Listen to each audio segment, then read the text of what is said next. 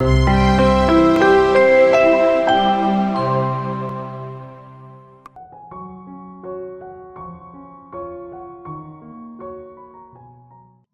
100 টাকা আমার নামে প্রভু জগন্নাথের চরণের সেবায় সমর্পিত করে দিও। শেঠজি তো জিজ্ঞাসা করবে না যে 100 টাকা আমি জগন্নাথের চরণে সমর্পণ করেছি কিনা? অনেক বছর আগেকার কথা। এক ধনবান শেঠের কাছে এক ব্যক্তি কাজ করত। শেঠজি ওই ব্যক্তিকে খুবই বিশ্বাস করত।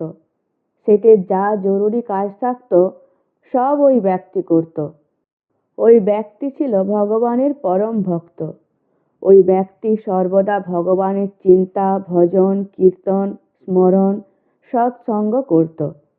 একদিন সেই ব্যক্তি শেঠজির কাছে গেলেন শ্রী শ্রী জগন্নাথ ধাম যাত্রার জন্য ছুটি চাইতে।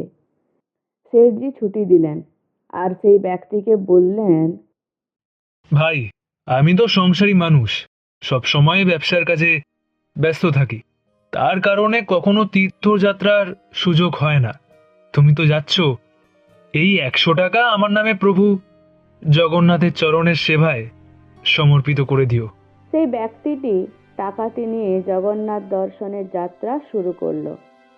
অনেক দিন পায়ে হেঁটে যাত্রা করে সে জগন্নাথ পুরী পৌঁছালো। ব্যক্তিটি যখন মন্দিরে এসে পৌঁছালো তখন সে দেখল সেখানে অনেক সাধু, সন্ত, ভক্তজন, বৈষ্ণবজনের সমাগম। তারা সকলে হরিনাম সংকীর্তনের মাধ্যমে নৃত্য করছে। চারপাশের পরিবেশ সংকীর্তনের আনন্দে মুখর হয়ে উঠেছিল। সংকীর্তনরত ভক্তদের চোখ থেকে অশ্রুধারা পড়ছিল। তারা জোরে জোরে হরি বল, হরি বল, জয় জগন্নাথ বলে সংকীর্তনের আনন্দে মেতে উঠেছিল। চারিদিকের পরিবেশ এক আনন্দময় সংকীর্তনের আলোয় ভরে উঠেছিল।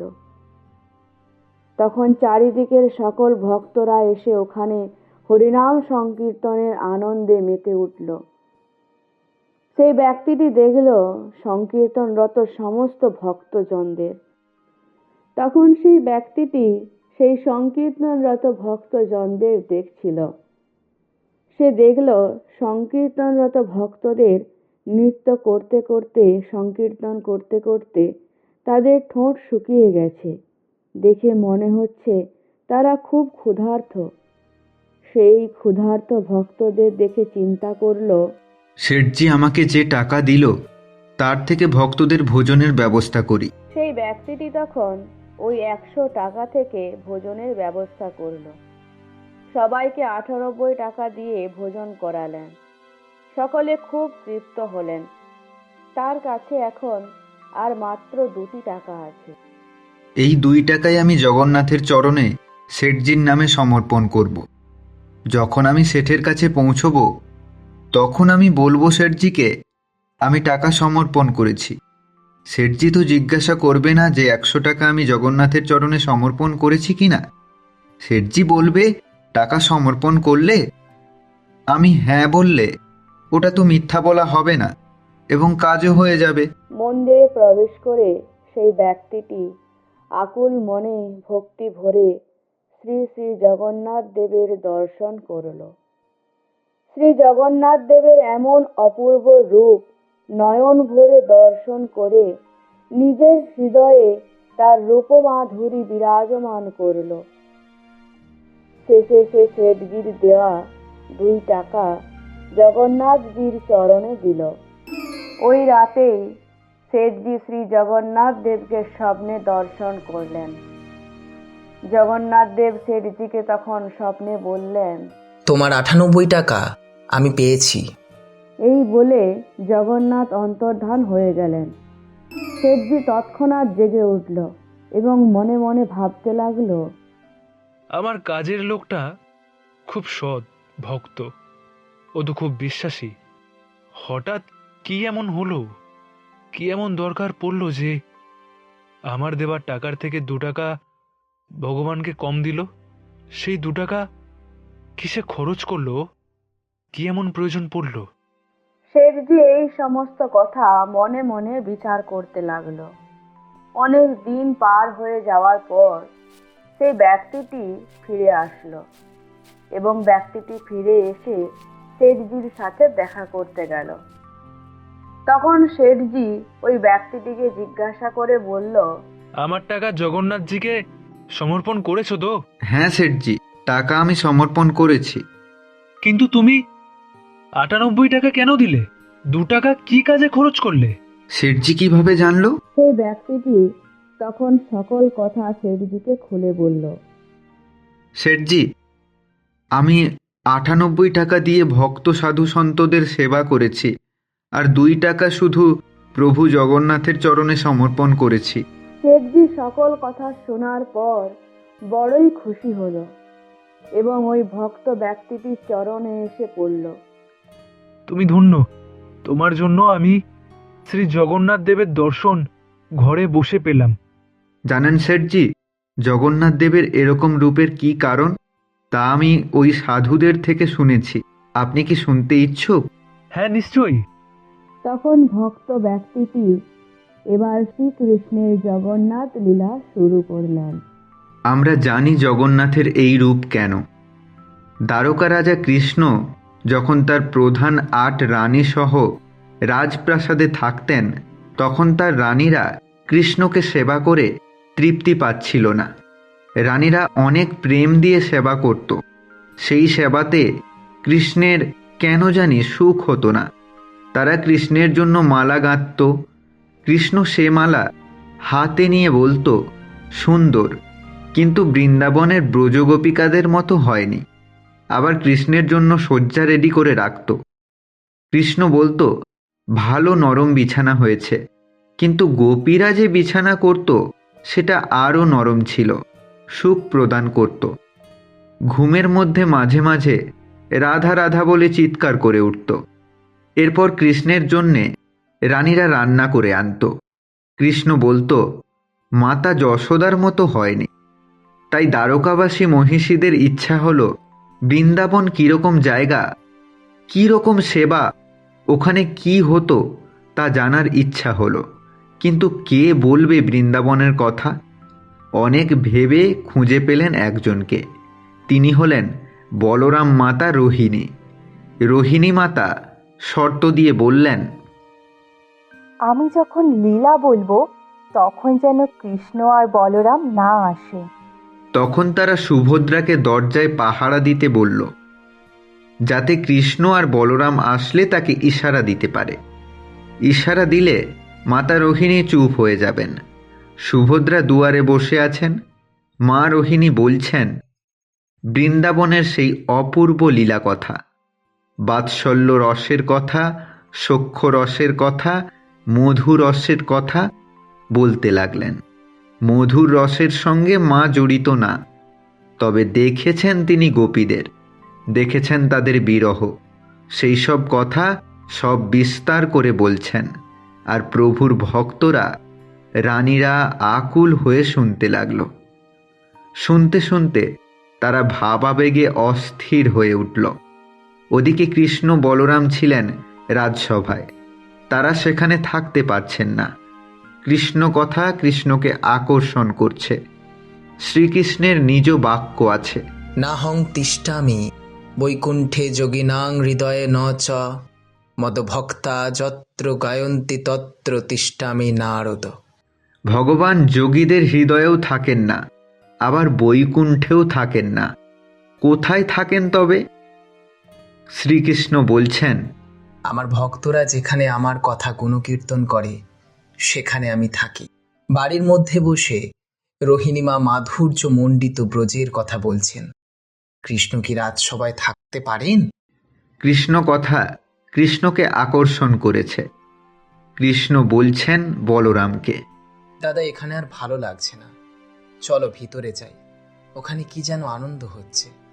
কিন্তু তারা যে এলেন, একেবারে হুট করে এলেন না, আস্তে আস্তে এলেন।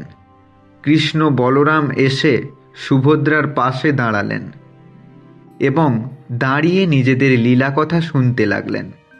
সুভদ্রা তাদের লক্ষ্য করলেন না। কারণ সুভদ্রাও কৃষ্ণ কথায় বিহ্বল ছিলেন। কৃষ্ণ, বলরাম সুভদ্রার কাছে দাঁড়িয়ে নিজেদের কথা মায়ের মুখে শুনছেন। কত কথা, গোপীদের প্রেম, শ্রীমতী রাধার বিরহ, সেই ব্রজের কথা, বাঁশির সুরে গোপীদের আকুলতার কথা, রাধার প্রেমের কথা, রাধার প্রেমের কত কথা আজ শুনছেন। যত শুনছেন তত আনন্দে গলে যাচ্ছেন। কৃষ্ণ বলরাম আনন্দে বিগলিত হয়ে যাচ্ছেন। মাঝে সুভদ্রা যে দাঁড়িয়ে আছেন তিনিও গলে যাচ্ছেন। সুদর্শনও আজ গলে যাচ্ছে। চিন্ময় দেহমুখ গোলাকার হয়ে যাচ্ছে। হাত পা গলে গেছে। হাত নিচের দিকে নেই, পা নিচের দিকে নেই। এইভাবে নিজের কথা নিজে শুনছেন আর গলে যাচ্ছেন। আমার মহা সৌভাগ্য, আমি বীণা নিয়ে গান করতে করতে বিমান পথে গমন করছিলাম। ওই সময় কি যেন আকর্ষণে দ্বারকা এলাম। প্রভু মনে হয় আমাকে আকর্ষণ করেছিলেন। এসে কি অদ্ভুত লীলা দেখলাম।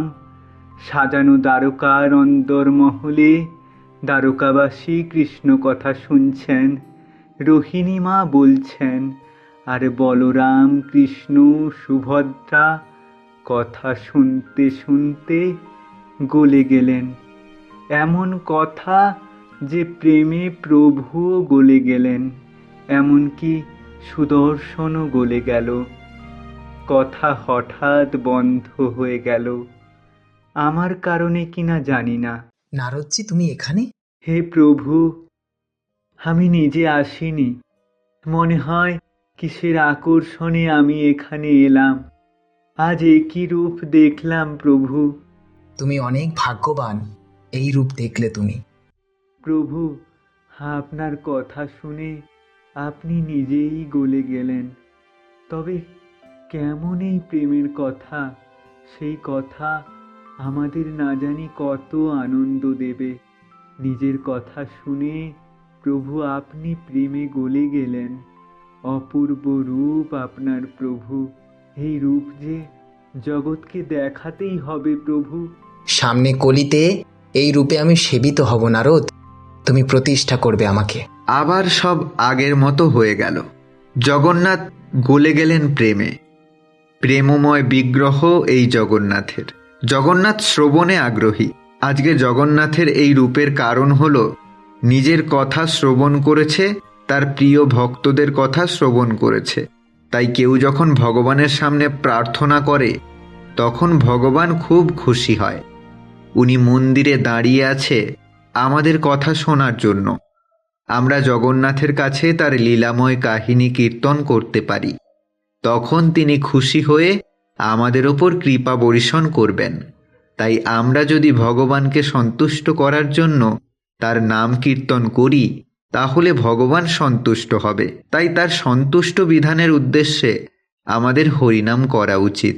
আহা, কি লীলা শোনালে আমায় তুমি, আমি ধন্য। পরমেশ্বর ভগবানের আমাদের কোনো ধনের প্রয়োজন হয় না, কারণ পরমেশ্বর ভগবান শ্রীকৃষ্ণ সমস্ত ঐশ্বর্যের মালিক। ভগবান ওই 98 টাকাই স্বীকার করলো, কারণ ওটা যে ভক্তের সেবাতে লেগেছে। ভক্তের হৃদয়ে ভগবান সর্বদা বাস করেন, সেই কথা আমরা শ্রীমদ্ ভাগবতমে পাই। ভগবান বলছেন, সাধব হৃদয়ং মহ্যং সাধুনাং হৃদয়ং তহং মদন্নত্তেন জানাতি নাহং তেভ্যমনাগপি। সাধু মহাত্মারা আমার হৃদয় এবং আমিও তাদের হৃদয়। তারা আমাকে ছাড়া অন্য কিছু জানে না এবং আমিও তাদের ছাড়া অন্য কাউকে আমার বলে জানি না। শ্রীমদ্ ভাগবতম নবম স্কন্ধ 4th অধ্যায় 64 নম্বর শ্লোকে ভগবান এই কথা বলছেন। হরে কৃষ্ণ, জয় জগন্নাথ, গৌর প্রেমানন্দে, হরি হরি বল।